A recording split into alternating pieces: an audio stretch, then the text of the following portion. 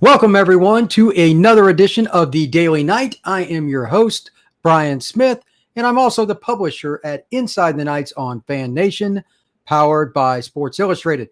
This edition will discuss the complex nature of what Gus Malzahn, Travis, and all the guys on the defense have to do. Travis Williams and David Gibbs are co-coordinators. I don't envy them this week. And I'm not talking about playing Cincinnati. That's a blessing. That's why you get into coaching. That's why you want to be challenged, but not challenged in the sense of who in the heck's going to fill those shoes. And of course, I'm talking about Kalia Davis. He is out for the year. Those are the words of the day, words of the week, and possibly the words of the season. UCF has been snake bitten as much, if not more, than any team in college football this year as it relates to injuries. Late in the second quarter against East Carolina, there he is on the ground, number 22, Kalia Davis. He has apparently some type of knee injury. I do not know the nature of it. But when asked about the situation today at the press conference, Gus Malzahn did not hesitate. He is out for the year. That is bad news for UCF under any circumstance. And, of course, for Kalia Davis, first and foremost. I wish him a very speedy recovery and onwards to the National Football League, which I'm sure he will be picked up. In the meantime, UCF has to make amends. But consider the following. I have the stats pulled up right here. And quite frankly, you're not going to just do it easily. There's going to be a lot of complexity to it to even remotely alleviate what we're talking about here. Number one, Kalia, even though being double teamed a lot, was number 9 in tackles, and he missed a half.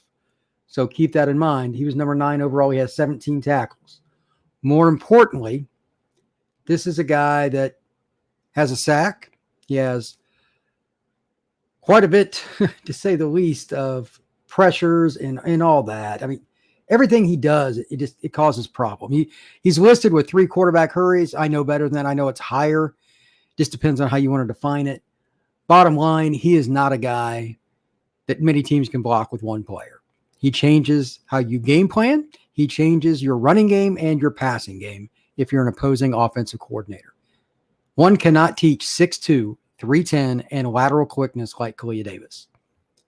In my opinion, he is the best overall player on the team, along with possibly Matt Lee, who was one of the guys today that was actually at the press conference. I'll mention him here in just a minute. But there's a lot to be said for finding different ways. And I want to talk a little bit about some of the schematics that go with it. If you're not a scheme guy, this may not be the podcast for you today. But they're, like I said, you can't physically just plug in one guy and fix that. So I'm going to talk about a few of the possibilities in segment 1 from a physical standpoint, some of the different options to kind of rotate and whatnot. The second half of this podcast will be more about the schematics and more complicated stuff. And it's just guessing on my part. Without seeing it, I mean, there's no way UCF could have even remotely prepared for this. There's just not. So UCF is in a bit of a hole. All right. Again, I have my stats up just to kind of put things into perspective here. Big Cat Bryant had 6 pressures. He's got a sack. You need to kind of double your production. Cam Good, he's got 3 fumbles that he's caused. That's fantastic, by the way. That's a great stat. Going to need more from him. Definitely going to need more from everybody in general, but just want to make that clear. Here's an interesting stat that I bet many people didn't know, and yours truly included. Anthony Montalbo is leading the defensive line in tackles. Who knew? 19 for the big guy. Big Cat has 18. Kalia has 17. Cam Good, 14. Josh Seliscar, 13, but 3 are sacks. Impact plays, my friend. Impact plays. With that, Keenan Hester started to play a little bit in this past game. Got a sack, by the way. Hats off to Keenan. He's going to have to play. That's number one. There's no way around that. Who else gets in the lineup, though? Who else gets in the lineup? I'm guessing a couple of things. Number one, there's always a chance a younger guy, a walk-on, etc., gets a few snaps. That's just, without even looking at names, that's one thing that's probably going to transpire. Whether or not that's against Cincinnati this coming weekend, that's another story. I wish I had a better answer than that, but with it being sprung on us at about 11:40 this morning, I've not had a chance to really look into that too much. I will say this. UCF, like Noah Hancock's another guy that could play some more. UCF could move some guys down that are ends, bigger ends. Montalbo's probably going to play down. That's pretty much a lock because he's more a D tackle anyway that's been playing in. Tre'mon Morris-Brash is going to come into the lineup. That's my opinion, along with Josh Seliscar. They're going to rotate those two and Big Cat. Those will be your primary ends. And they could do a couple other things and use like Jeremiah. He could play linebacker. Sure, that's what he does. Maybe he plays a little bit of end so you can move Montalbo inside. There's just a lot of little things that you can do. Jean-Baptiste is an athlete now. He's 230, 235. He can run. Jeremiah Jean-Baptiste, he's a good athlete. I don't know for sure, but the wild card here is Landon Woodson. I thought he was going to play more than he has. He's only got 7 tackles, though. And the other wild card, and this pray for this to be the case, Ricky Barber lined up in his uniform and kind of went through some drills or whatever prior to the game on Saturday against East Carolina. He did not end up playing. He took his pads off. He tried. Fair enough. But he gets another week, he would be a big help. He's another big-time athlete, and you can't teach his size either. He's give or take 300 pounds. They need him in the lineup. That would also help take some of the pressure off the defensive ends, moving inside, and Montalbo moving inside, etc. They might still need to do it a little bit because, again, you're not going to replace Kalia, but that's something to think about. And there are 2 parts to that. Do you just use pure speed packages? There are certain teams that even on 2nd and long, they might put a defensive end at D tackle and dare you to run it. Just dare you because they're playing a 1-gap scheme and they're hoping to hit a crease and get a tackle for loss. Are they going to just 2-gap against an offensive guard that weighs 60 to 80 pounds more? No, but that's part of it. It's a high-risk thing. 3rd and 7, teams all across the country do it. They'll take an end, put him inside, and just use speed. If you run a draw or screen, they'll take their chances. They're coming after the quarterback. UCF does it too. You have to look at this in a very broad perspective, though. They got to uncover every rock. Ricky Barber is at the top of the board, and so is Anthony Montalvo. Those guys are going to help take some of those snaps. They need somebody else.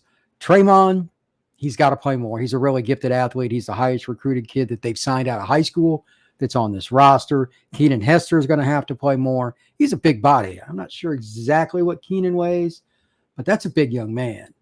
And if they can just get him to consistently get production like he did against East Carolina, he had a sack. I mean, you're in pretty good shape. Now, who else? And the way things are going, I would think that you got to prepare for the worst. Again, they're just snake bit. Keenan's listed at 305. That's a big guy. So he's got 1.5 tackles for loss and a sack. He only has 8 tackles on the year, but he hasn't played much. When he does, he's been pretty productive. It's been pretty productive. All right. For segment 2, this is what I want you to think about. Most teams, traditionally speaking, either play a 3-4 or 4-3. Those days are kind of gone. Because of the spread, teams have to try to dictate in any way they can to alleviate some of the advantages offensive have, and they have tons of them. The way the rules are set up, etc., they have a very, very high percentage chance of having an advantage on most plays. That's why a lot of defensive coordinators are running the following. Just hear the numbers. It doesn't matter if you understand them. 4-3 and 3-4, sure. But 3-3-5, 4-2-5, 4-1-6, they'll go with a dime pattern. And just guys coming back, just trying to confuse the quarterback, and then one may come, maybe 2. It's all mind games, tricks, mirrors, whatever you want to say, trying to make the eyes of the quarterback be undisciplined. And it's the offensive line as well, trying to get them to flinch. You need them to self-destruct based on the rules if you're playing a team with a real quarterback. You're playing a team with a real quarterback and they're on their game, they're going to light up the scoreboard 9 out of 10 times. Even Alabama, Clemson, Ohio State, Texas, doesn't matter. The offenses have that many advantages. Take last weekend as an example. The running game for East Carolina, especially when Kalia was in the game, they held Keaton Mitchell to 22 carries or 22 yards, I believe it was, on like 7 carries. I mean, he just couldn't do anything. He comes out of the game doesn't play the second half. Mitchell didn't kill it, but he certainly had a heck of a better half. At the end of the day, it's still about players. That's what that stat means. They tried to run power. They tried to run counter. They tried to do anything they could interior. And then Mitchell usually just bounces on his own. He's got pretty good vision.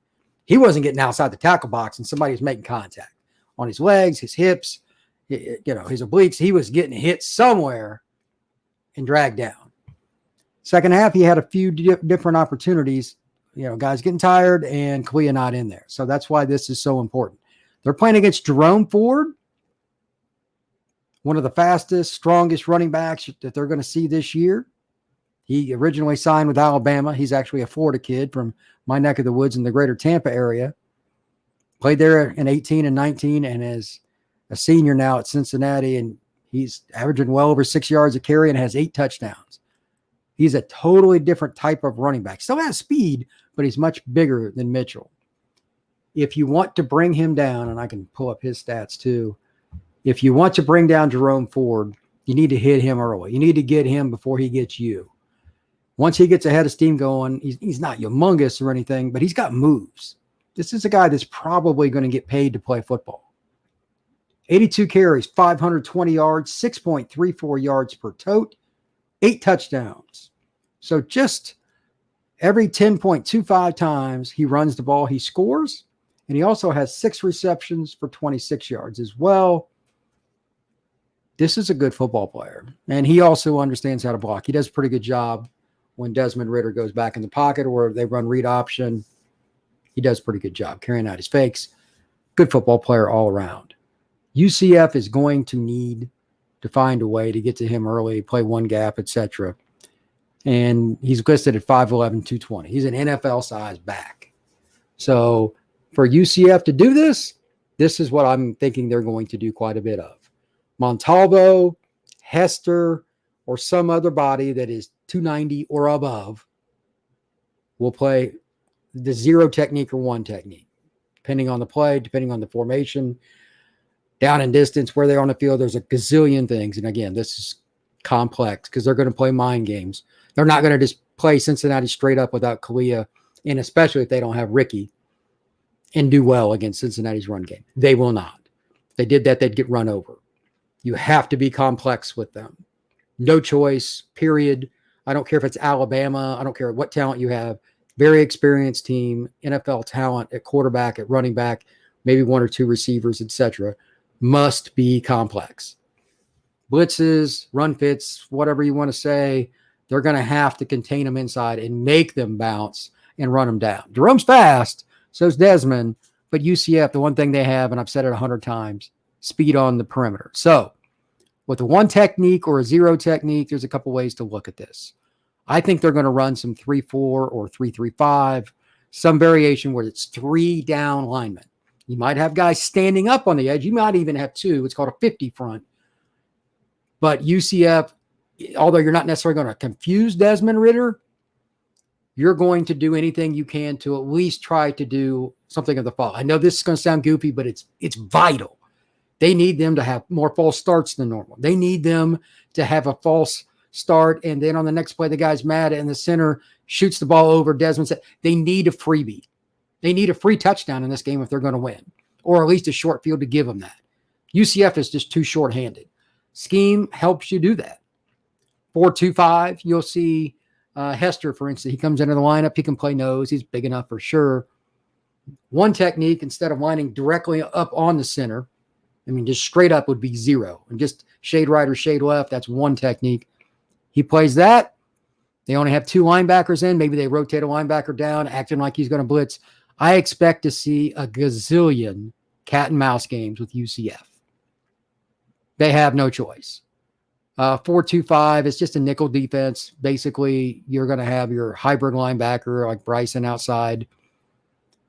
And I think that Adams, the freshman that started this past week, and we talked a little bit about him at the press conference today, he's a guy that'll be in and out doing different things too. He's a big-bodied kid. He's 6'2", I'm guessing 185, 190. That's a young man that I asked Coach Malzahn about. He was very high. They might do some things with him depending on how comfortable he is to blitz him, and then they drop one of the linebackers into the flat. A lot of it's high risk, but again, they need a freebie. They need to pop the ball loose from Desmond Ridder. They need to do something like that. A couple of weeks ago, when Desmond Ridder played at Notre Dame, he held the ball too long. Notre Dame knocked it loose. He's not infallible. There are plays like that that can be made. These schematical things will matter. And the other thing with it, if it works, don't change it. If they try something and then it's hitting on all cylinders, let's just say it's a 3-3-5, good, run it. Nobody cares. 3-3-5 is pretty much going to be a one-gap scheme. You're trying to shoot gaps. It's something that they kind of did anyway. Kalia sometimes in passing situations would line up on the nose, or maybe in the next, they'll run the same thing, but he lines up an end. Again, moving guys around.